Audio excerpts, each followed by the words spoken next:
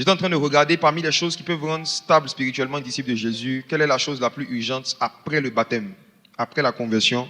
J'ai regardé beaucoup d'éléments et après avoir parcouru les Écritures, je suis venu à une seule conclusion, c'est qu'en fait, la première sagesse qu'il faut inculquer à un nouveau converti ou qu'il faut enseigner à des nouvelles personnes qui veulent avoir une intimité avec le Saint-Esprit, c'est la sagesse de la filiation. De quoi il s'agit? Je vais commencer d'abord par définir le thème stabilité. Comme c'est de ça qu'on va parler tout le mois de mars. Pour faire très simple, quand on dit stabilité, ce n'est pas quelque chose de compliqué. En fait, la stabilité, c'est la capacité de conserver une bénédiction sur une longue période. C'est tout. C'est la capacité de conserver pendant longtemps une bénédiction. C'est la première chose. Et deuxième chose, la capacité de la faire grandir ou de la multiplier. 1. Tu reçois une bénédiction, tu la conserves sur une longue période. 2. Tu pratiques des choses pour que cette bénédiction se multiplie. Quand il n'y a pas de multiplication, il y a la destruction. Toute bénédiction qui ne se multiplie pas disparaît. On perd toujours tout ce qu'on ne cherche pas à multiplier. Toujours. Toute chose que tu reçois de Dieu et que tu ne cherches pas à faire fructifier ou à multiplier, tu vas finir par perdre. Dans tous les domaines, que ce soit spirituellement, financièrement, on n'en parle pas. Ceux qui gagnent de l'argent et puis qui ne cherchent pas à multiplier leur argent, qui ne se contentent que de recevoir un salaire et de prendre que ce salaire-là pour vivre, ils finissent toujours par devenir instables financièrement. Parce que le fondement de la stabilité, c'est le désir de multiplier. Donc tout ce qu'on ne cherche pas à multiplier finit par disparaître. Genèse chapitre 1, versets 28 à 29. Spirituellement parlant aussi, tu peux avoir une connaissance de Dieu aujourd'hui. Si tu ne cherches pas à la multiplier, à l'augmenter, tu vas oublier ce que tu savais de Dieu. Si tu as l'onction, tu as un don spirituel, que tu ne cherches pas à grandir dans le don, tu vas finir par le perdre. Genèse chapitre 1, verset 28 à 29, allons-y. Genèse chapitre 1, le verset 28. Oui. Dieu les bénit et Dieu leur dit, soyez féconds, multipliez, remplissez la terre, et la sujettissez. Voilà. Quand Dieu crée Adam et Ève, il leur donne ici des mots qui sont les fondements de la stabilité dans tous les domaines. 1, soyez féconds, ou encore soyez productifs, soyez féconds. Mes frères et sœurs, quand Dieu a dit à Adam et Ève d'être féconds, il ne parlait pas d'enfants. Il ne parlait pas de faire des enfants. Ce n'est pas de ça dont il parlait prioritairement. Amen. La preuve, c'est que Adam et Ève n'ont pas eu d'enfants dans le jardin d'Éden. Ils n'ont pas eu d'enfants dans le jardin d'Éden. Mais dès qu'ils ont été créés, ils étaient féconds. La fécondité pour Dieu, ce n'est pas la faculté d'abord de faire des enfants. C'est la faculté de porter du fruit. Et vous allez voir que le thème « soyez féconds » dans l'hébreu, ça signifie porter du fruit. C'est le même thème que dans Jean chapitre 15, le Seigneur Jésus a utilisé pour dire à ses disciples « Je vous ai établi afin que vous portez du fruit, et du fruit qui demeure. » Donc, la fécondité pour Dieu, c'est porter du fruit. Porter du fruit, c'est quoi? C'est se comporter comme Christ. Galates 5, 22. Soyez féconds. Au nom de ce verset, beaucoup d'enfants qui ne devaient pas naître sont nés. Oui. Ne pensez pas que tous les hommes qui sont sur la terre, c'est parce que Dieu voulait les faire venir. D'accord. Galates 5, 22. Galates, le chapitre 5, le verset 22. Oui. Mais le fruit de l'esprit, c'est l'amour, la joie, la paix, la patience, la bonté, la bénignité, la fidélité, la douceur, la tempérance. Voici ce que signifie porter du fruit. Voici ce que signifie soyez féconds. En fait, ce que Dieu essayait de dire à Adam et Ève, c'est que manifestez le fruit de l'esprit. Soyez remplis d'amour, de joie, de paix, de bénignité. C'est de ça d'abord dont il parlait. Je vous assure, ça n'a d'abord rien à voir avec la capacité de faire des enfants.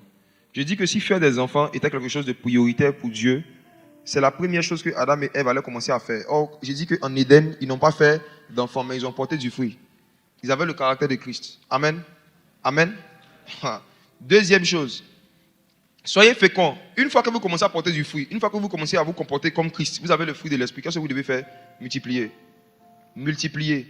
Toute bénédiction dans le domaine spirituel, professionnel, financier, que tu acquiers, mais que tu ne cherches pas à multiplier, finit toujours par créer une instabilité. Tous ceux et celles qui ont eu le BTS en 99 et qui n'ont jamais cherché à faire un autre diplôme ou un autre certificat ou à apprendre autre chose de plus après, aujourd'hui, ils sont instables financièrement. Vrai ou faux? Ah? Vous ne répondez pas. À ton voisin est dedans, donc il est un peu gêné. Remarquez que vous allez voir que dans la vie professionnelle même, toutes les personnes qui ne cherchent pas à se former et à s'informer à une certaine fréquence, ils finissent toujours, arrivé un moment, par être insatisfaits de leur niveau de rémunération. Ils aspirent à y avoir des promotions, ils aspirent à avoir de nouveaux postes, mais ils n'ont pas de nouvelles compétences. Donc ils se réfugient dans les jeûnes et dans les prières, dans l'espoir que Dieu suscite quelqu'un qui va fermer leurs yeux, qui va fermer ses yeux sur leur incompétence et qui va les rendre directeur général par la foi. Même les diplômes que tu as, si tu ne cherches pas à les multiplier, ça va créer une instabilité dans ta vie. Les dons spirituels, là on n'en parle pas. Quand tu commences à prophétiser par exemple, et qu'il t'arrive parfois de recevoir des pensées sur la vie de certaines personnes qui te disent oui, c'est vrai. Ce que tu dois chercher à faire, ce n'est pas de commencer à te filmer rapidement pour mettre sur Internet. C'est de chercher à augmenter ton niveau de précision. Si tu ne cherches pas à multiplier ta faculté de recevoir des pensées précises, tu vas finir par perdre ce don. Ça va créer une instabilité. Dans le domaine de la guérison, si Dieu t'utilise pour guérir les malades, tu as vu que tu as prié pour quelqu'un qui avait une petite douleur, mal au ventre, mal à la tête, une petite douleur. Et la personne t'a dit, j'ai été soulagé. Ce que tu dois chercher à faire après, c'est de chercher à multiplier le nombre de personnes pour qui tu pries. Tu as prié pour une personne une fois, la personne a été guérie. Tu t'arrêtes là, tu es mort. Tu as chassé un démon une fois de la vie de quelqu'un. Si tu veux continuer à être stable dans le domaine de la délivrance, dans l'onction de délivrance, tu dois multiplier les délivrances. Tout ce qui ne se multiplie pas finit par disparaître et produit une forme d'instabilité. Cette vérité se vérifie aussi même dans l'espèce animale. Vous allez voir que les animaux qu'on appelle les animaux en voie de disparition, ce sont des animaux qui ont existé. Et puis arrivé un moment, leurs ancêtres ont décidé de ne plus se multiplier. C'est-à-dire que quelque chose s'est passé. Et puis, papa, maman des animaux, ils ont décidé qu'ils vont rester célibataires. Quoi. Et finalement, après un certain nombre d'années, l'espèce en question, on la trouve de plus en plus rarement sur la terre et l'espèce finit par disparaître. Dis à ton voisin, tout ce que tu ne multiplies pas va disparaître. Faut lui dire. Voici. Dans le domaine spirituel maintenant, comme c'est le premier sujet que je vais aborder, tu entends l'évangile, tu décides de, comme on dit, donner ta vie à Jésus. Petite parenthèse. Donner sa vie à Jésus. Nous utilisons cette expression abusivement.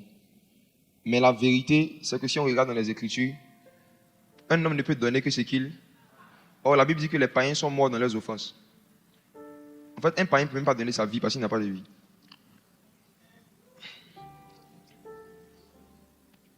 Tu as une vie? Tu avais une vie avant Jésus? La Bible dit que celui qui n'a pas le Fils n'a pas la vie. Donc, c'est par abus de langage qu'on dit à un païen, il faut donner ta vie à Jésus pour l'encourager. Dans la pratique, là, il n'a rien à donner en fait.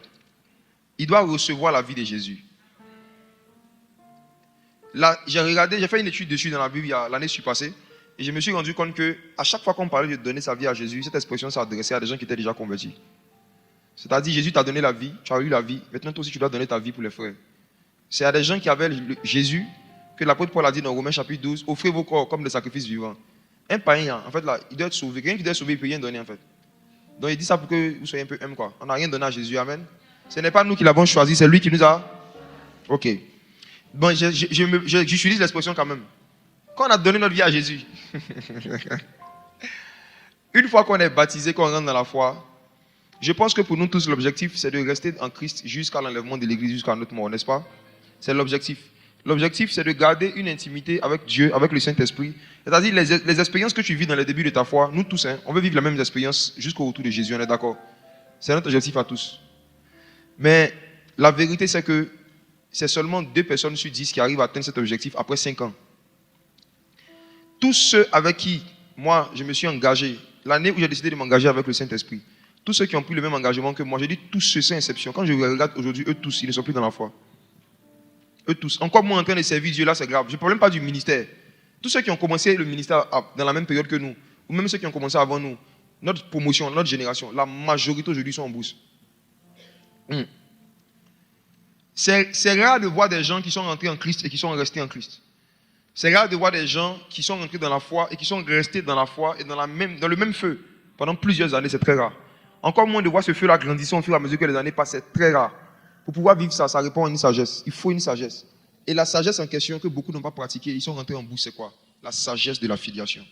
La sagesse de la filiation. La sagesse de la filiation. Docteur O'Neill et moi, on s'est dit qu'il faut qu'on en parle à partir d'aujourd'hui jusqu'au vendredi prochain. Donc, ça sera le thème de toutes les matinales cette semaine. Amen. Cette semaine, les matinales seront très spéciales. Je vais venir dessus à la fin. Je vous exhorte vraiment à faire tout pour suivre. Même si vous n'avez pas pu suivre en direct, on a une chaîne YouTube qu'on a créée où on va mettre les audios. Mais les directs sont toujours mieux. Écoutez ceci, mes frères et sœurs. Je vais prendre une image de la naissance physique pour qu'on comprenne comment est-ce que Dieu même a utilisé toute la création pour nous expliquer les choses spirituelles. Quand un enfant naît, je vous pose la question. Une fois que l'enfant sort du ventre de sa mère et qu'ensuite l'enfant sort de l'hôpital, il va où? Il va où? À la maison, on est d'accord? On est d'accord que quand on dit à la maison, on fait allusion à une famille. On est d'accord? Ok. Après la nouvelle naissance, du moins, après la naissance d'un bébé, la première expérience qu'il doit faire, c'est de chercher à intégrer une famille. C'est-à-dire que l'enfant, si ce n'est pas quelqu'un même qui l'a pris pour le déposer dans une famille, lui-même là, il doit se dire, il faut que je rentre dans une famille. Tout être humain qui ne grandit pas au sein d'une famille et qui grandit dans la rue ou dans un autre cadre que le cadre familial va grandir. Prenez un enfant, mettez-le en dehors d'une famille, mais dans un lieu où on lui donne quand même de la nourriture. Est-ce que si on lui donne le lait, la nourriture ne va pas grandir? Va grandir. Maintenant, je pose une question. Un enfant qui a bu le lait, qui a mangé la nourriture dans la rue, est-ce que lorsqu'il aura 20 ans, il pourra avoir un travail dans la société? Est-ce qu'il aurait extrait des naissances? Est-ce qu'un enfant qui est né dans la rue, qui a grandi dans la rue, il a des papiers? Est-ce qu'il peut avoir une formation, un métier, quand il atteint l'âge adulte? Ok. Regardez ceci. Vous savez pourquoi beaucoup de chrétiens qui ont reçu le Saint-Esprit jusqu'à aujourd'hui n'arrivent pas à être stables, ni financièrement, ni spirituellement? C'est parce que quand ils sont nés de nouveau, ils n'ont reçu que la nourriture spirituelle. Ce n'est pas la nourriture qui rend stable, c'est l'éducation. Quand un enfant naît et qu'il intègre une famille, il y a deux choses qu'on lui donne, la nourriture et puis une éducation. Mais si l'enfant grandit en dehors du cadre familial, il va recevoir seulement quoi? La nourriture. La nourriture produit la croissance, mais ça ne produit pas la stabilité. Et c'est pareil dans les choses de Dieu. Quand tu te convertis à Jésus, si tu ne reçois que des enseignements, mais que tu ne grandis pas dans la famille de Dieu, dans un cadre familial spirituel qu'on appelle l'église, tu vas grandir spirituellement, mais tu seras très instable. Et tu vas devenir un brigand spirituel, un voyou prophétique.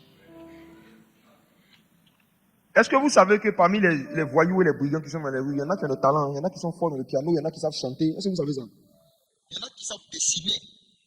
Ils ont des talents. Mais prenez-les et puis déposez-les dans un hôtel 5 étoiles pendant une semaine, leur demandant de venir juste dessiner et puis de partir. Vous savez ce qu'ils vont faire? Malgré le talent, c'est fort possible que la majorité d'entre eux, au bout de 2-3 jours, parce qu'il y a déjà eu des expériences similaires, ils vont fuir en volant les draps, les pâtes dentifrice. Si la télé même ne fait pas attention, ils vont partir avec la télé. Qui a déjà connu des gens qui sont très talentueux et puis très malhonnêtes? Ils sont forts dans leur domaine, mais ils sont des tricheurs, bien des voleurs. Un menuisier, j'ai dit, il y a des métiers là. Si on ne rentre pas en jeûne et prière, il y a certains métiers, quand tu te mets dedans, tes chances d'aller au paradis diminuent. C'est-à-dire que tu peux voir le gars, il est talentueux, il est fort. Mais en termes d'honnêteté, de respect, de l'engagement, des engagements qu'il prend, il y a un problème. Ce qui est arrivé à beaucoup de chrétiens, c'est qu'après être nés, ils n'ont reçu que de la nourriture, ils n'ont pas reçu une éducation. Conséquence, ils ont grandi, mais ils ne sont pas devenus stables. La nourriture fait grandir, l'éducation non stable. Et la famille et l'université que Jésus a instituée sur la terre, pour que toute personne née de nouveau reçoive non seulement la nourriture, mais surtout une éducation. L'éducation est plus importante que la nourriture. L'éducation est plus importante que la nourriture. Les pays qui sont appelés pays pauvres sont pays pauvres parce qu'ils manquent de nourriture. Au contraire, c'est l'Afrique qui nourrit tous les pays du monde. La nourriture qui est ici, c'est parti partout. Mais pourquoi on est pauvre? Parce qu'on manque d'éducation. Le niveau d'éducation est très faible. C'est parce que le niveau d'éducation est bas. Jésus a institué sur la terre une famille et une université. Pour que chaque personne ait de nouveau acquiert la nourriture et une éducation. Et c'est quoi le nom de cette famille, cette université? C'est l'église locale. C'est l'église locale. C'est l'église locale. Satan a une haine contre l'église qu'il a réussi malheureusement à communiquer à certains croyants. Et ces croyants-là pensent que, parce qu'ils ont la Bible, donc la nourriture spirituelle, là on commence ça encore, c'est un autre débat, parce qu'ils ont la Bible, ils n'ont pas besoin d'église, ils n'ont pas besoin d'un pasteur, encore moins besoin d'un père. Satan emmène des raisonnements et des pensées qui s'opposent à la connaissance de Christ et qui portent de mauvais fruits dans la vie de tous ceux et celles qui croient en ça. Je n'ai jamais vu quelqu'un qui est né de nouveau et qui a méprisé l'importance d'intégrer une église et d'appartenir à une église et qui est resté constant dans sa foi pendant 7 ans, 6 ans. Ça n'existe pas. Ça n'existe pas. Si la personne existe, j'aimerais bien rencontrer la personne. Il faut que vous compreniez ce qu'on appelle quelqu'un qui est stable spirituellement pour ne pas que les gens puissent vous séduire. Parce que ceux et celles qui vous disent, tu vois, moi je n'ai pas d'église, je n'ai pas de pasteur, mais ça va. Je vais vous expliquer comment on reconnaît quelqu'un qui est stable spirituellement. Vous allez voir. Vous allez penser que, parce que vous voyez quelqu'un gentil, il rit avec vous, il ne fait rien de mal, ça veut dire que la personne est stable. Non. Cet enseignement va nous donner beaucoup de discernement. Frères et sœurs, j'aimerais vous poser une question. Qui, parmi nous ici, à l'âge que nous chacun a, après sa naissance, a fait 10 ans, 7 ans, 8 ans sans dormir dans une maison? Dans une maison. C'est-à-dire que tu dormais dans la forêt. Tu as regardé Mowgli, non? Qui ici a grandi dans une jungle, ou bien dans un coin de rue, ou dans une forêt? Personne. Imaginez-vous le nombre de personnes qui sont nées de nouveau, qui ont donné leur vie à Jésus et qui n'ont pas intégré la maison de Dieu. Qui ne vont pas à la maison de Dieu. Essayez d'imaginer l'état de quelqu'un qui a fait juste 1 an sans dormir dans une maison. Est-ce que vous avez regardé Tarzan? C'est comme ça que certaines personnes spirituellement sont. Si Dieu vous montre leur état, il y a longtemps, ils ne se sont pas lavés, ils ne se sont pas brossés. Tarzan était musclé, mais il était sauvage. J'ai croisé beaucoup de pasteurs sauvages. Beaucoup de chants sauvages. J'ai croisé beaucoup de chrétiens sauvages. J'ai organisé un jour une veillée quelque part dans un pays. Et comme ce n'était pas notre pays, on avait besoin de musiciens. Et il y a quelqu'un qui a dit, je connais des musiciens chrétiens, je vais leur faire signe, ils vont venir. Ils ont dit que pour qu'ils puissent venir jouer, ils ont fixé un montant de tel millier d'euros qu'on doit leur donner. J'ai dit, ok, il n'y a pas de problème. Je suis en mode l'ouvrier mérite son salaire. Si tu demandes à ton fils de faire quelque chose pour toi, il ne va pas te demander de l'argent parce que c'est la famille. Mais si c'est un mécénaire, c'est normal. Ils sont venus, c'est-à-dire qu'on avait donné 1 heure pour faire la balance. Ils sont venus 2 heures après l'heure qu'on a donnée, à 20 minutes du début du programme. Ils ne se sont pas excusés. Ils sont venus directement sur les instruments et ils disent qu'ils ont atteint un niveau. Ils ont atteint une dimension où eux n'ont pas besoin de faire de balance. Donc j'attendais la dimension, je regardais. Ils sont montés sur les instruments, ils ont fait ce qu'ils voulaient faire. Et arrivé au moment de la veillée, donc à 50% de la veillée, on regarde derrière, ils ont disparu, ils sont sortis de la salle, ils sont partis. Ce que tu n'as jamais vu, pourquoi dire que ça n'existe pas? On m'a fait ça, dans un pays étranger. C'est-à-dire que quand je suis monté sur le pupitre, quand il y a derrière mon grand, l'enlèvement de l'église. Ok, j'ai gardé mon calme, j'ai fait la veillée. J'ai fait tout pour rester calme, j'ai fait la veillée. J'ai fini la veillée le lendemain matin, l'un d'entre eux nous appelle, il dit, ils veulent leur argent. En totalité. Il faudrait vous faire à ma place. C'est dans ce genre de moment-là, tu vois, si ton vieil homme est mort ou bien s'est évanoui.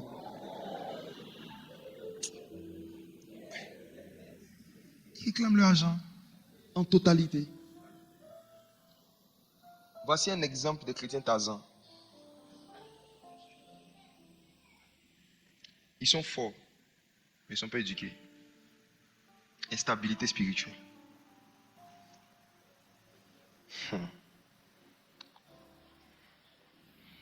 Un prophète contacte une femme mariée. Il lui dit qu'il a reçu une prophétie pour elle. Mais c'est trop fort. Il ne peut pas le dire sur le téléphone, c'est fort. Elle doit chercher à le rencontrer urgemment dans son cabinet privé. La femme demande est-ce qu'il peut venir avec mon mari. Il dit non, il ne veut pas. Il dit avec ma prophète Tarzan.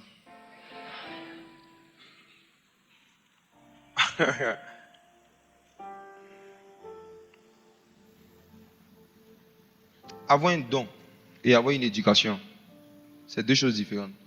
Et je prie que vous soyez une catégorie de chrétiens qui ne vous laissez pas convaincre et toucher par les dons que quelqu'un manifeste, mais par son éducation. Voici, Actes chapitre 2, versets 46 à 47. Lisons ce passage.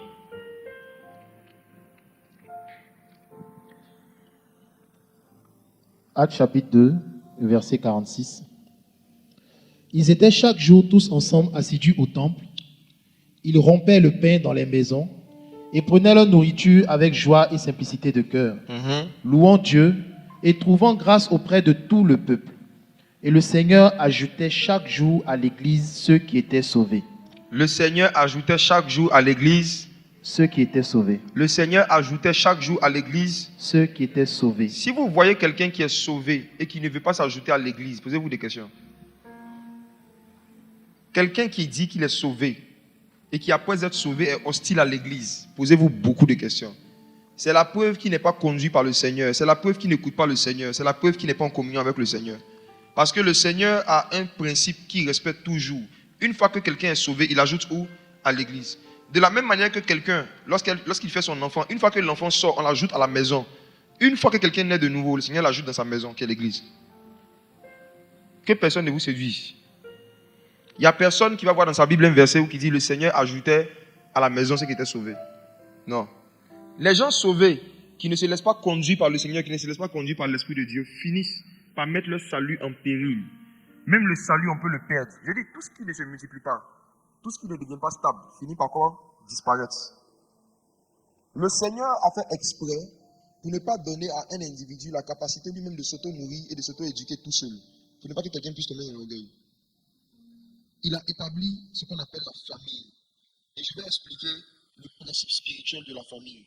Et pourquoi est-ce que, jusqu'à aujourd'hui, ce que Satan cherche à détruire en premier quand il veut détruire les vies, ce ne sont pas des individus, ce sont des familles. Pourquoi est-ce que Satan a cette haine de la famille? Et pourquoi est-ce que si nous, on veut des gens stables spirituellement, on doit être profondément attachés à nos familles? La première famille qui existait dans l'histoire de la création, s'il te plaît, joue autre chose. La première famille qui existait dans l'histoire de la création, ce n'était pas sur la terre. C'était avant la création des cieux et de la terre. J'ai découvert quelque chose de merveilleux dans ma Bible. C'est que, en fait, la première famille qui a existé, c'est elle qui a créé les cieux et la terre. La première famille qui a existé, c'était Dieu. Dieu est une famille dans laquelle il y a le Père, le Fils et le Saint-Esprit. Une famille, au commencement, une famille créa les cieux et la terre. Dieu est une famille. Mets ça dans ta tête, écris ça quelque part. Dieu est une famille. Voici pourquoi, lorsqu'on dit Dieu, c'est vague. Quand on dit Jésus, on est précis. Quand on dit le Saint-Esprit, on est précis. Quand on dit le Père, on est encore précis. On fait allusion au même Dieu, mais nous savons qu'à l'intérieur de la divinité, il y a trois entités qui interagissent. Le Père et le Fils. La notion de la famille dans le monde spirituel est différente de la famille sur la terre. Pourquoi? Parce que dans le monde physique, en société, quand on dit une famille, c'est père, mère et enfant. Il n'en est pas ici dans le monde des esprits. Dans le monde des esprits, il n'y a pas de mère. Quand Dieu a créé les anges, il les a tous appelés les fils de Dieu. La notion de famille dans le monde spirituel, c'est la présence d'un père et d'un fils, c'est tout. Il faut juste un père et un fils. Et tant qu'il n'y a pas le père et le fils, il n'y a pas l'esprit. Le Saint-Esprit est un esprit de famille. Voici pourquoi on ne peut pas être rempli du Saint-Esprit et en même temps subir la volonté des esprits de famille. Lui-même, il est l'esprit de la famille divine. Il est l'esprit du Père et du Fils. La raison pour laquelle le Saint-Esprit n'était pas répandu sur la terre, c'est parce que la terre n'avait connu que le Père. C'est quand le Fils est venu que la terre a connu l'Esprit. Parce que l'Esprit ne se manifeste pas en dehors d'une famille. L'Esprit ne se manifeste pas à une certaine intensité en dehors d'une famille. Jamais. Jamais. Dans le monde spirituel, ce n'est pas la mère qui engendre, c'est le Père. Le Père qui engendre le Fils. C'est la raison pour laquelle, quand Dieu a créé Adam, et qu'Adam était spirituel, Adam n'avait pas de mère. Il était sorti du Père. Et pour conserver la spiritualité de la famille, quand Dieu voulait créer Ève, il a fait sortir Ève d'Adam. Ève n'avait pas de mère, elle n'avait qu'un père. Et c'est la raison pour laquelle Ève n'avait pas le droit de faire des enfants en Éden, dans le monde spirituel. Sinon, elle allait devenir père. Or, elle devait rester fils. On ne fait pas les enfants dans la maison de ses parents.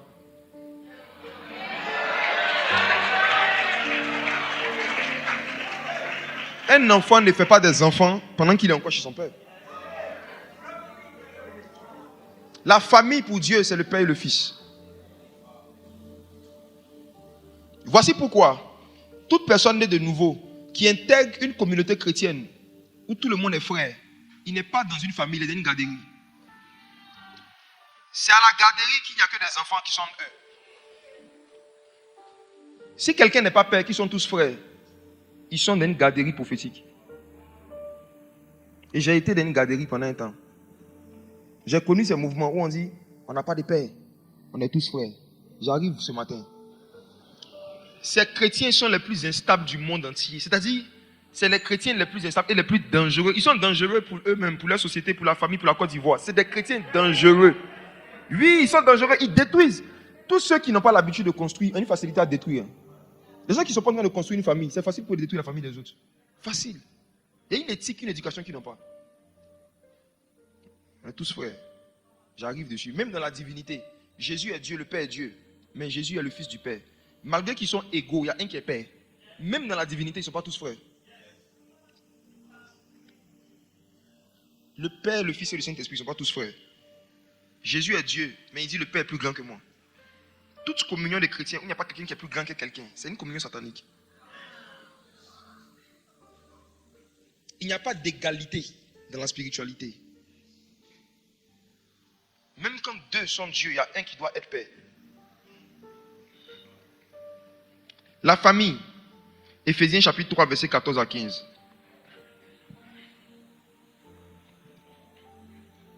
Éphésiens chapitre 3, à partir du verset 14. À cause de cela, je fléchis les genoux devant le Père, duquel tire son nom toute famille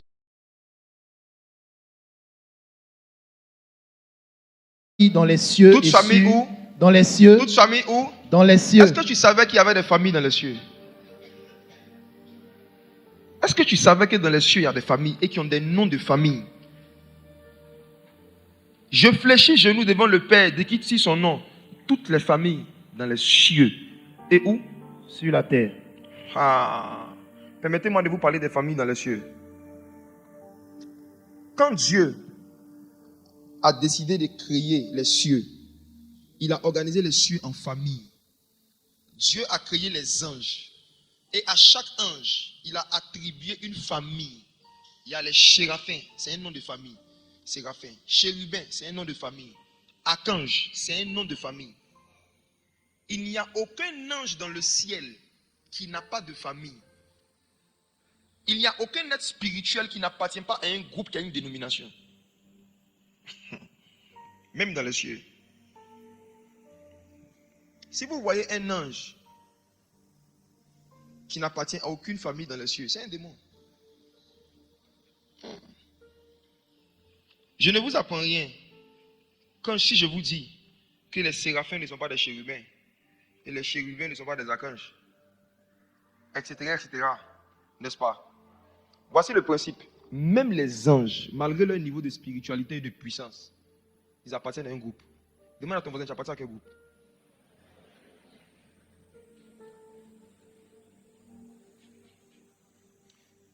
Toute personne que vous voyez qui est hostile au fait d'appartenir à une famille spirituelle, à un groupe spirituel, sachez qu'il est charnel, même s'il prophétise. C'est la preuve qu'il n'est pas en communion avec Dieu, qu'il est rebelle à Dieu. Parce qu'il s'oppose à un principe que Dieu même a établi, auquel même les anges se soumettent. Toute personne qui décide volontairement, consciemment de ne pas appartenir à une église locale, ou à un ministère, ou à un groupe spirituel, est en rébellion contre Dieu, en rébellion contre le royaume des cieux et sa justice, son fonctionnement. Ils vivent dans la rébellion. C'est des esprits de rébellion. Voici encore la particularité des familles célestes. Apocalypse chapitre 12.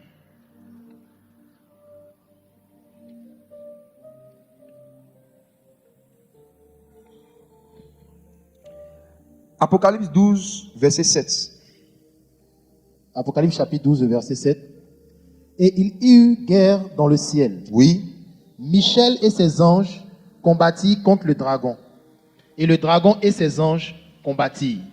Mais ils ne furent pas les plus forts et leur place ne fut plus trouvée dans le ciel. Qui a combattu contre Satan et ses anges?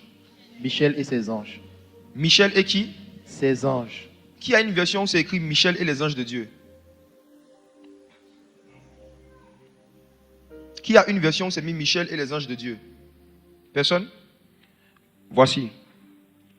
Quand Dieu a créé les anges, il était leur père spirituel. Mais Dieu a créé des groupes d'anges.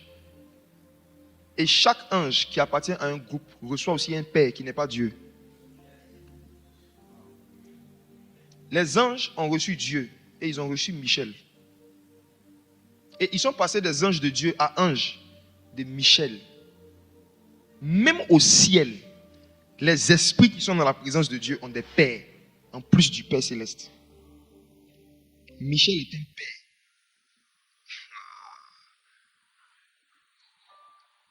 L'instabilité spirituelle de beaucoup de croyants est parfois expliquée par le fait qu'ils n'ont reçu que Jésus. C'est parce que tu as reçu Jésus que tu n'arrives pas à grandir spirituellement. Tu n'as pas connu Michel.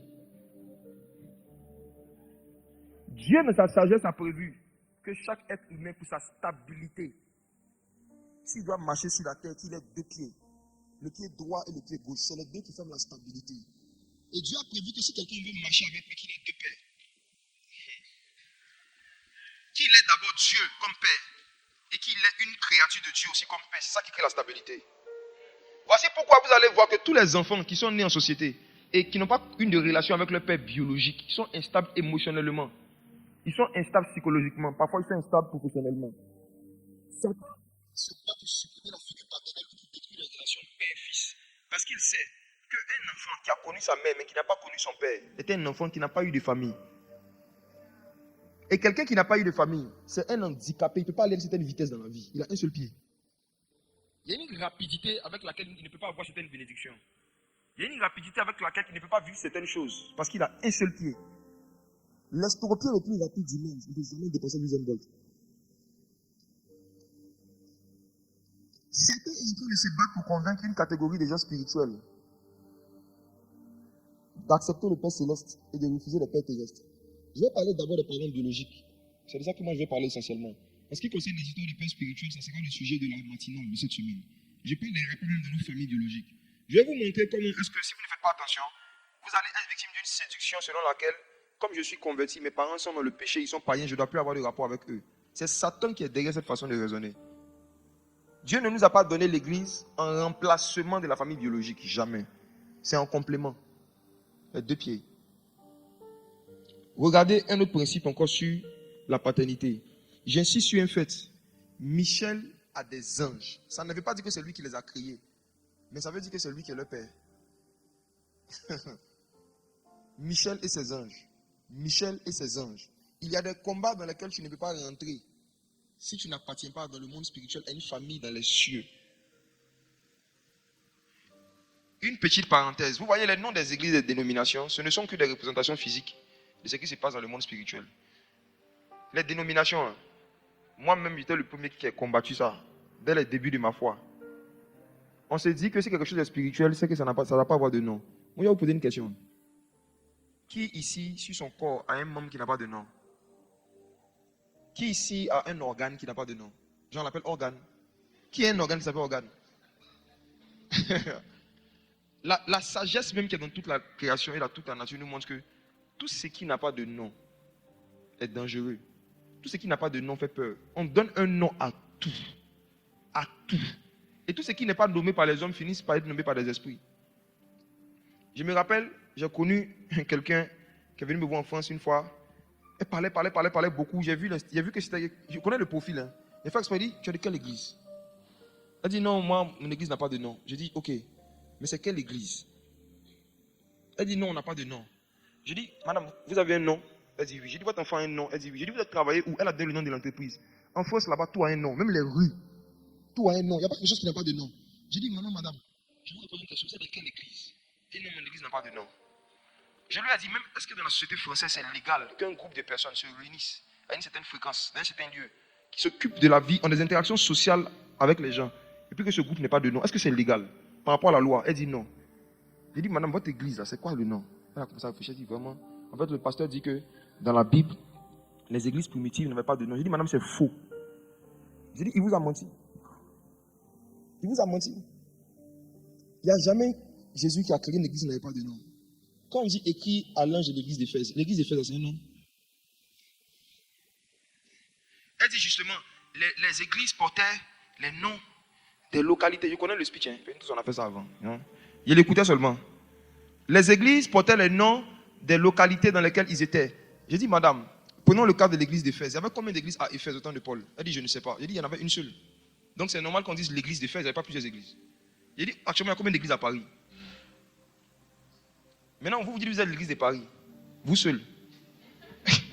Bon. J'ai dit non, un peu de bon sens. Vous êtes l'église de Paris. Bon, et les autres? Quand vous dites nous sommes l'église de Paris, vous êtes en train de dire que toutes les autres communautés là ne sont pas des églises du Seigneur. C'est une façon indirecte de condamner les autres. Et je lui ai dit, madame, dans le ciel, même les groupes d'anges ont des noms. Séraphin, chérubin, archange, ce sont des noms de groupes, que c'est la sagesse de Dieu. Et tout ce qui n'est pas fait avec sagesse, ça produit la destruction et l'instabilité. Frères et sœurs, pourquoi est-ce que Satan envoie ce genre de raisonnement qui ont l'apparence de la piété, mais qui en fait produisent beaucoup d'instabilité? C'est parce qu'il a la haine de la famille.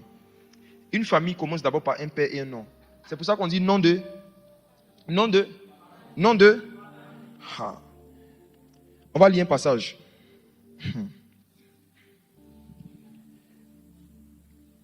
Exode, chapitre 29, verset 29.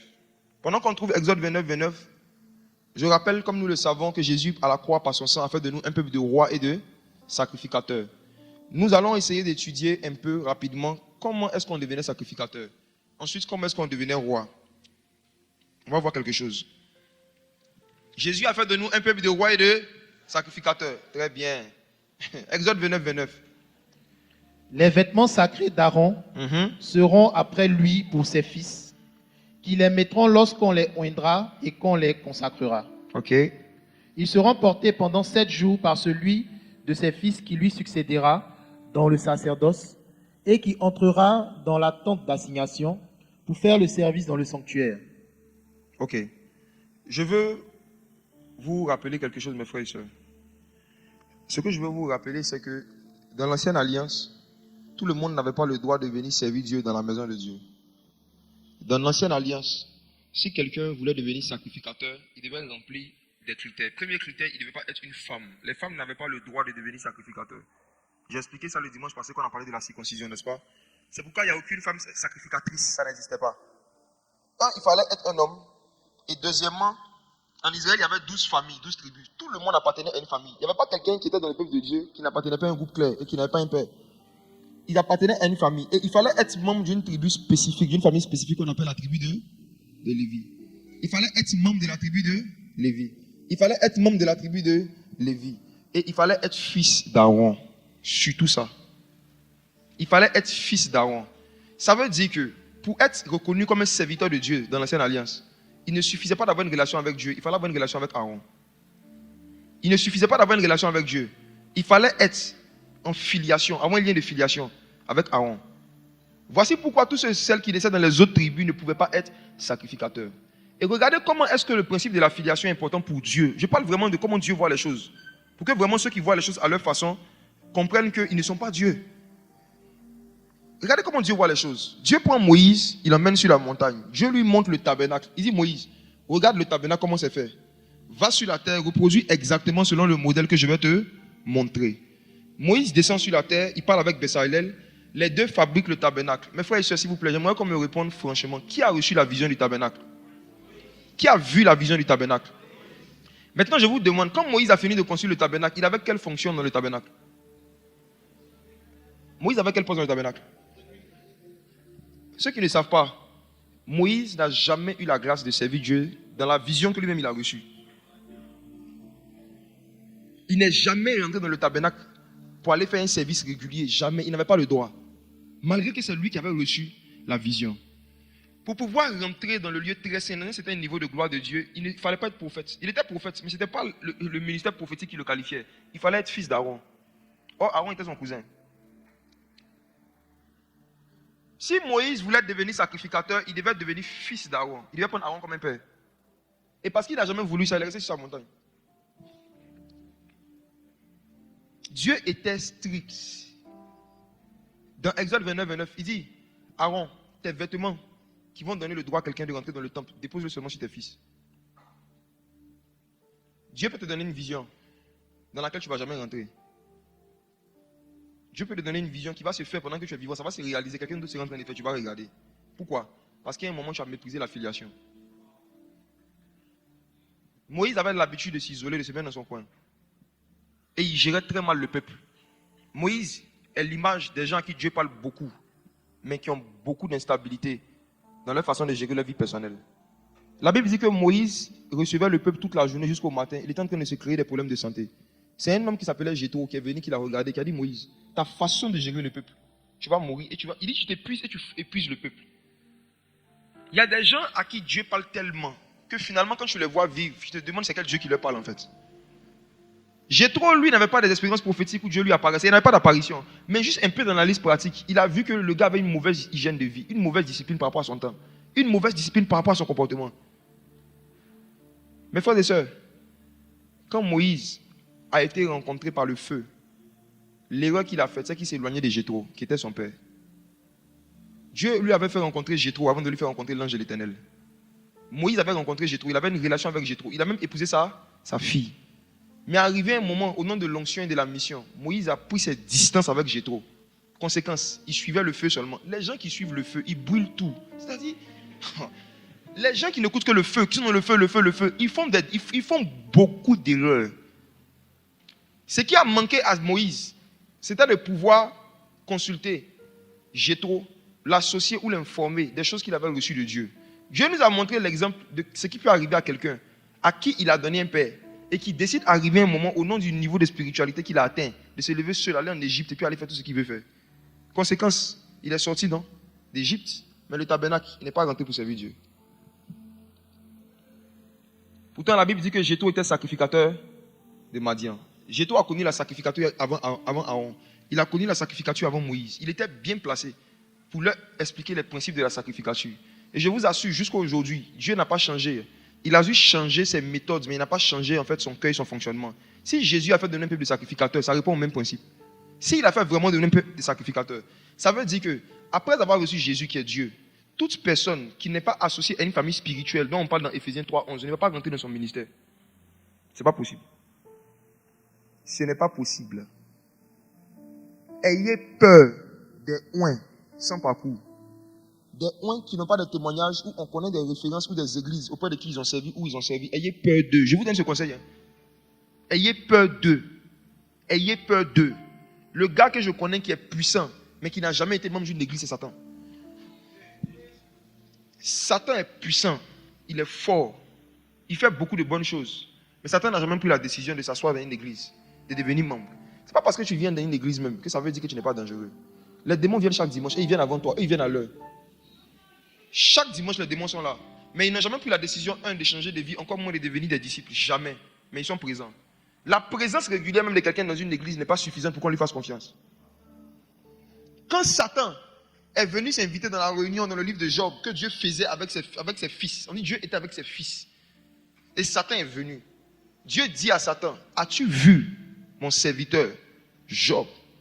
Dans le monde spirituel, Dieu ne prend pas témoignage des gens qui sont présents. Il rend témoignage des serviteurs. Ceux qui sont sur la terre, qui ne servent pas Dieu dans sa maison, d'une façon ou d'une autre. Dieu ne rend pas témoignage d'eux devant Satan. As-tu vu mon serviteur Job? Et Satan a commencé à faire son speech. Frères et sœurs, personne ne pouvait devenir sacrificateur s'il n'avait pas une relation, avec Dieu. Deuxièmement, avec le père de la maison où il devait servir. C'est l'ordre que Dieu a établi.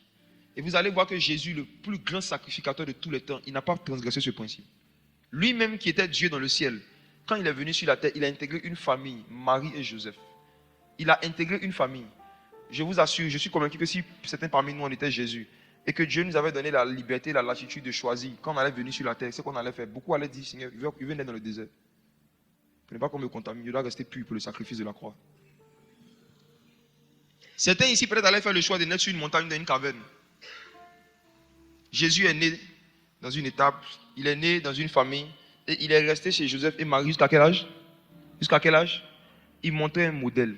Il montrait un modèle. La Bible dit que chaque sabbat, il avait la coutume d'aller au temple. La Bible dit qu'il avait la coutume de partir. Oh, mes frères et sœurs, qui pouvait enseigner Jésus? Qu'est-ce que Gamaliel racontait là-bas que Jésus ne savait pas? Il était la parole faite chair.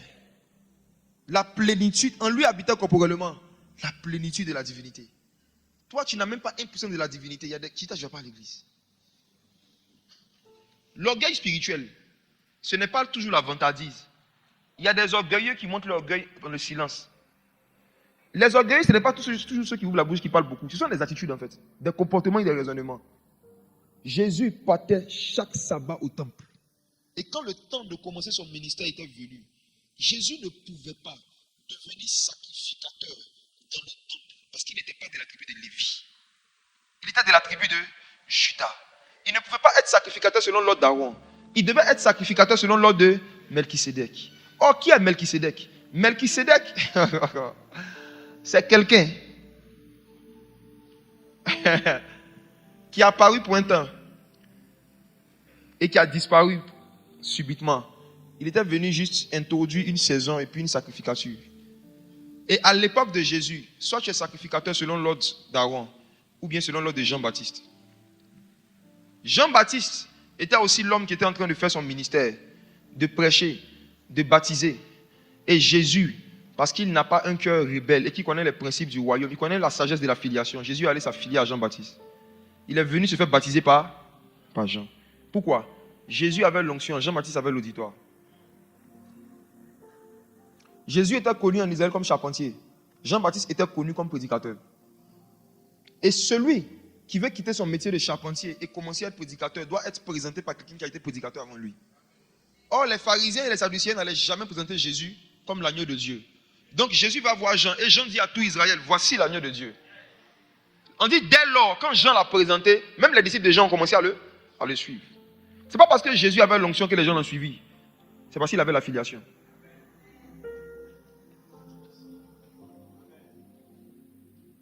On pouvait retracer son parcours sur la terre jusqu'à ce qu'il commence son ministère. Fils de Marie, fils de Joseph. Pourquoi ça commence par Matthieu chapitre 1? Pourquoi ça commence par la généalogie de Jésus-Christ? Toute personne qui n'a pas un passé clair aura un futur obscur. Matthieu chapitre 1, l'évangile commence d'abord par la loi de la filiation, la sagesse de la filiation. On nous montre depuis Abraham jusqu'à David, jusqu'à la déportation à Babylone, jusqu'à Marie, comment est-ce que le Fils de Dieu est venu? La loi de la filiation. On montre qu'il est sorti de famille, de famille, de famille. Jésus n'était pas un enfant de la rue spirituelle qui a vu une lumière bleue dans sa chambre. Et puis une voix lui a dit, sors, c'est toi qui dois sauver le monde. Oh. Ayez peur. Faites attention. Méfiez-vous. Des personnes qui parlent et qui vivent comme si ils n'ont jamais eu de père et de mère ou qui parlent toujours mal de leurs parents. Faites très attention. Ayez peur des personnes, vous qui gérez les nouveaux membres. Je vous ai dit ça plusieurs fois. Quand les gens viennent et puis on leur demande pourquoi tu as quitté l'église où tu étais, s'ils commencent déjà même à parler de le pasteur a fait ça, le pasteur a fait ça, mettez-le sur une liste rouge d'abord. Même dans le domaine professionnel, si pendant un entretien, on te demande ton dernier travail, pourquoi tu as quitté, et que tu commences automatiquement à parler du mal qu'on t'a fait, tu te fais remarquer négativement par les recruteurs. Vrai ou faux? Vrai ou faux? Vrai ou faux? L'une des façons de reconnaître l'instabilité professionnelle, c'est de voir quelqu'un qui ne dit que du mal des relations professionnelles passées qu'il a eues. L'une des façons de reconnaître les gens qui ont une instabilité spirituelle, c'est des gens qui, lorsqu'ils parlent de leur parcours spirituel, ne parlent que du mal que les églises et puis les pasteurs qu'ils ont connus ont fait. Ils sont très dangereux, ce genre de chrétiens. Maintenant, vous, mes frères et sœurs, quels sont vos rapports avec vos parents biologiques? Jésus a fait de nous un peuple de sacrificateurs. J'ai parlé du fait que pour entrer dans la sacrificature, il faut avoir une filiation, appartenir à une famille spirituelle qui existait avec quelqu'un qui faisait déjà ce que Dieu t'appelle à faire. Parce qu'il n'y a pas un nouvel appel sur la terre. Tout ce que Dieu t'appelle à faire, quelqu'un a fait ça avant toi. Maintenant, je laisse les choses de ministère et de spirituel. Parlons de la vie pratique. Je parle de la vie professionnelle et financière maintenant. La Bible dit que Jésus a fait de nous un peuple de rois. Mes frères, ce que ça veut dire, que nous tous qui avons été rachetés par le sang de Jésus, on est appelés à devenir des leaders et des dirigeants dans nos différents secteurs d'activité. Amen. Un roi est quelqu'un dont les décisions et les avis ont plus de poids que chez les autres. Un roi est quelqu'un qui a plus d'auditoire que les autres. Un roi est quelqu'un qui a plus de gens qui sont prêts à se soumettre à lui que les autres. Et chacun d'entre nous, peu importe ton travail, peu importe ton métier, peu importe ton secteur d'activité, tu dois aspirer à atteindre le niveau où tes résultats font de toi un roi. Ça veut dire, à cause de tes résultats, à cause de ce que tu sais faire, ton savoir-faire, on te donne toujours une position de dirigeant. Joseph était prisonnier en Égypte, mais spirituellement, il était un roi. Voici pourquoi même en prison, il était le chef de classe des prisonniers. Je dis que même en prison, Joseph était le chef de classe. Même en prison, Joseph était le chef de classe. Frères et sœurs, quand tu es quelqu'un qui est rentré dans ta royauté, même quand on va vouloir te rabaisser, tu seras le premier de ceux qu'on a rabaissés. C'est-à-dire que tu es premier dans tout. En fait, non.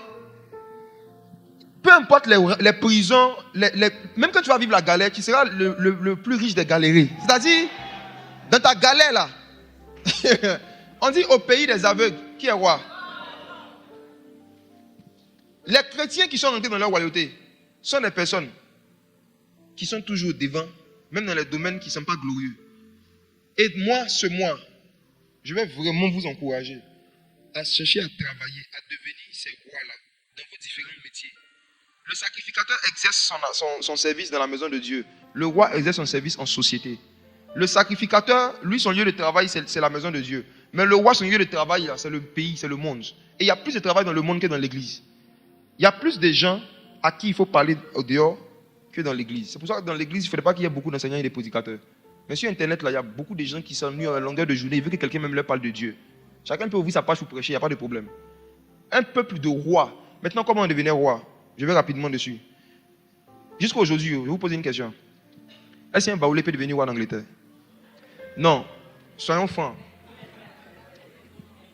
Est-ce que le Baoulé le plus instruit des Baoulés, il dit même s'il a bac plus 27, est-ce qu'il peut devenir roi en Angleterre? Pour pouvoir devenir roi dans un pays, c'est quoi le premier critère? C'est quoi? Il faut appartenir à la famille. Je vais vous montrer la puissance des familles. Il y a certains parmi vous, votre stabilité spirituelle et financière va commencer quand vous allez partir demander pardon à certains de vos oncles.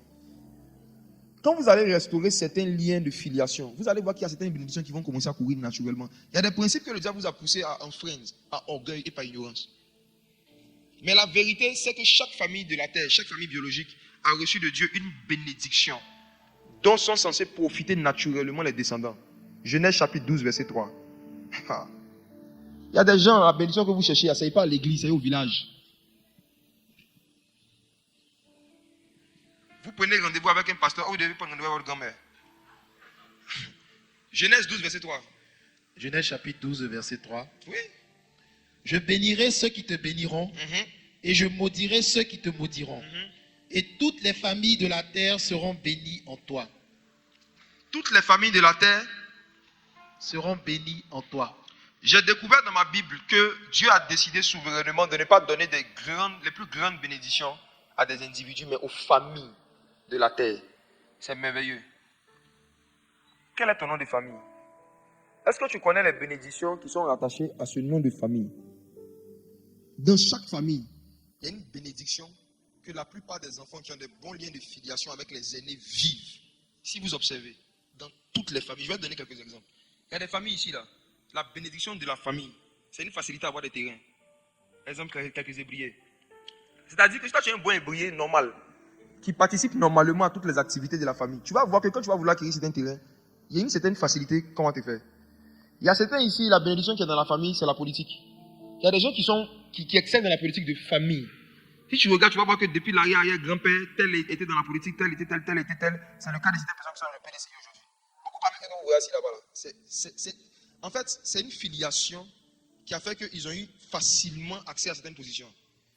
Vous allez voir que dans le domaine de la nourriture, quand vous prenez les restaurants qui portent le nom des hommes, comme Paul et bien d'autres, c'est une bénédiction familiale que de pouvoir exceller dans le domaine, par exemple, de la pâtisserie, que des gens ont transmis de génération en génération. Et vous allez voir que parce que certains païens même sont passés mettre dans l'art d'identifier les bénédictions de la famille, ils ne cassent pas la tête de leurs enfants. Les Libanais, les bons Libanais, ils ont cette sagesse-là. Le papa a réussi à faire fortune dans cette activité. Tous ces enfants qui vont naître, les formations, les conseils qu'il va leur donner, il les oriente dans le sens de se former dans les domaines où il a des business. Quand ils finissent de travailler, du moins d'étudier, qu'est-ce qu'ils font? Ils rentrent directement. Vous allez voir que ça a été toujours comme ça pendant des siècles. Jésus était charpentier parce que Joseph a été charpentier. Il n'a pas fait le métier qui lui plaît, il a fait le métier de son papa. Il y a beaucoup parmi vous parce que vous avez voulu suivre vos passions et vos rêves. Au lieu de suivre la bénédiction familiale, aujourd'hui vous souffrez.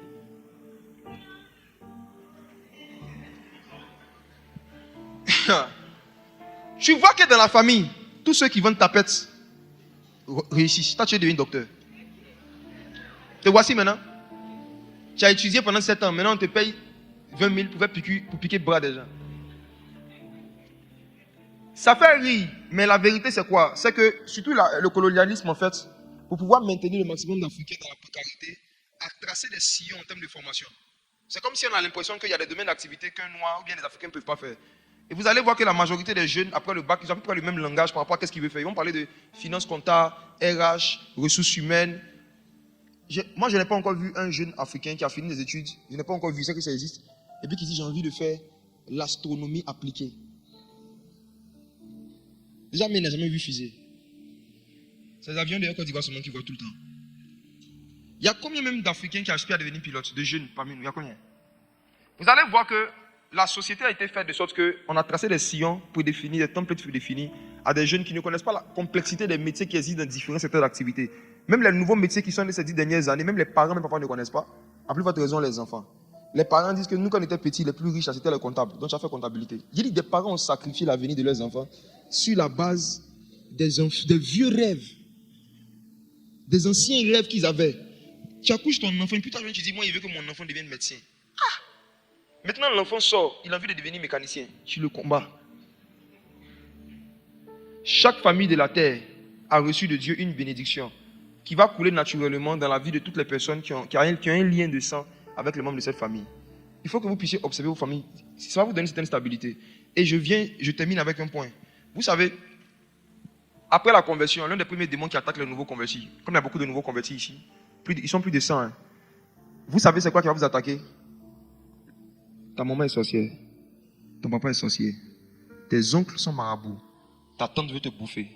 Ta grand-mère est vampire. Oui. Tout le monde est mauvais sauf toi. Tout le monde est sorcier dans la famille sauf toi. Tu es saint. Tu es élevé. Tu es exalté. Nul n'est comme toi. Ne va pas dans les réunions de famille. Ne va plus au village. Ne te mélange à personne. Reste dans ton intimité avec Dieu. Et Dieu t'élèvera. Ce démon nous a tous attaqués dans le début de notre foi. Les songes et les rumeurs qui vont circuler sur des gens de la famille qui dans la réalité ne t'ont rien fait, mais qu'il paraît qu'ils sont sorciers et occultistes, qu'il paraît qu'ils ont sacrifié des bébés pour devenir riches. Maintenant toi, tu restes dans ta chambre, tu vois le feu sur eux.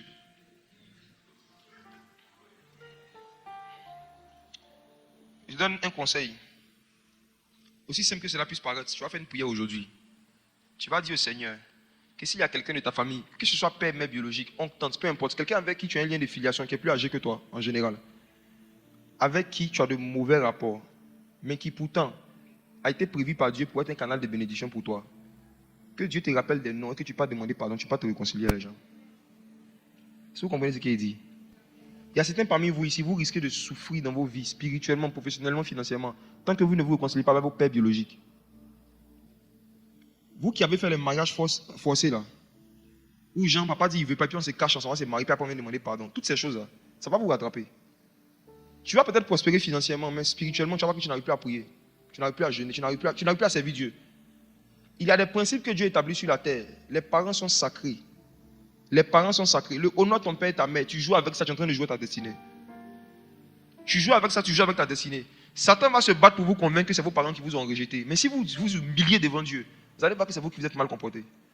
Quand tu insultes quelqu'un et que la personne te bloque là, ce n'est pas une persécution. Non.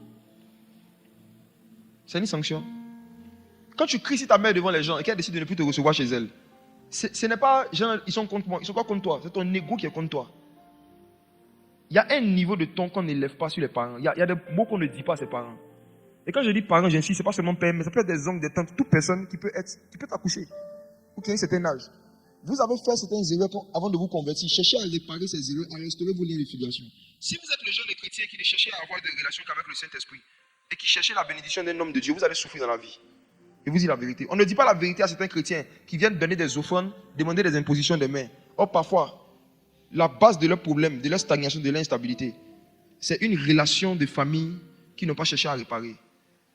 Si vous voulez être loin et devenir stable, quand vous avez un conflit avec une personne qui est plus âgée que vous, dans votre famille, ne cherchez jamais à avoir raison. Je vous donne ce conseil. Ne cherchez jamais à avoir raison. Et ne cherchez jamais, même si vous avez raison, à vouloir prouver et expliquer que vous avez raison. Vous allez vous mettre vous-même en retard. Vous n'aurez jamais raison dans le monde spirituel. Jamais raison dans le monde spirituel. Dans le fait d'avoir injurié ou d'avoir méprisé quelqu'un qui a élevé plus que vous en dignité. Ce principe est tellement fort que même dans le livre de Jude, la Bible dit que Dieu a interdit qu'on injurie même les démons et Satan. Est-ce que vous savez ça? Même Satan, là, on n'a pas le droit de l'insulter. Vous savez pourquoi? Parce qu'il est le père du mensonge. C'est un père.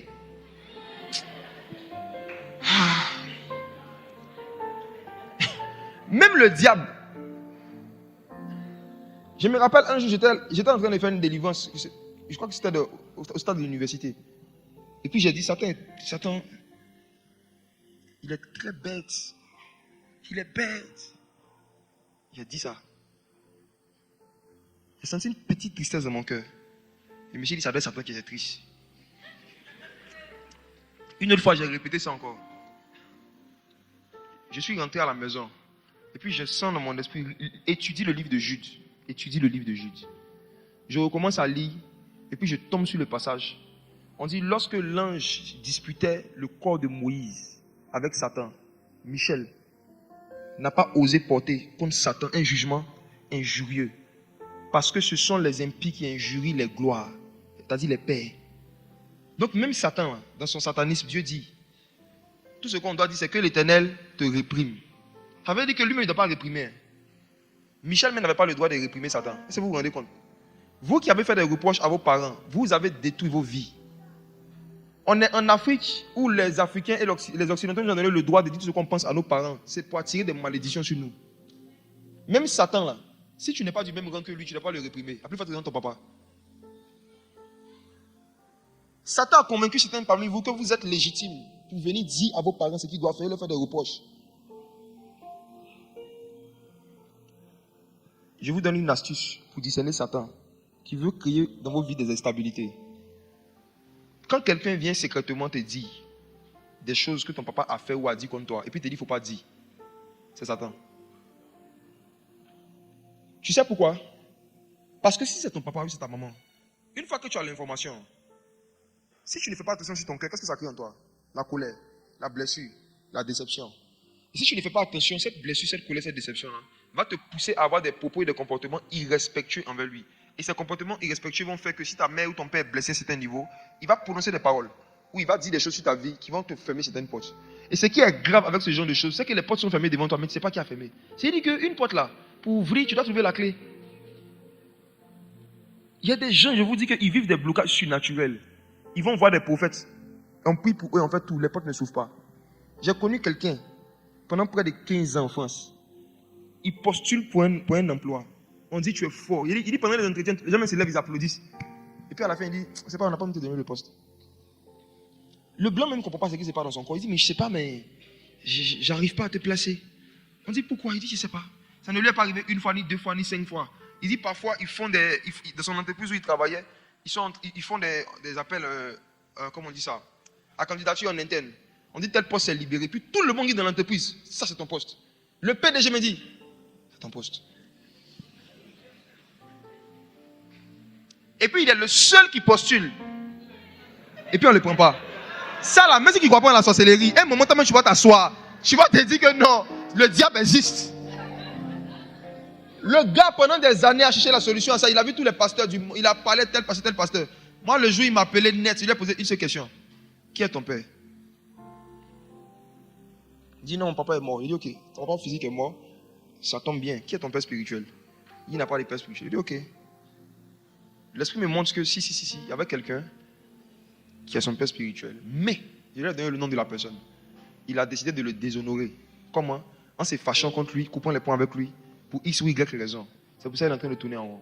J'ai pris les Écritures, je lui ai expliqué que la bénédiction que tu cherches là, c'est une bénédiction qui vient par une famille. C'est les familles de la terre.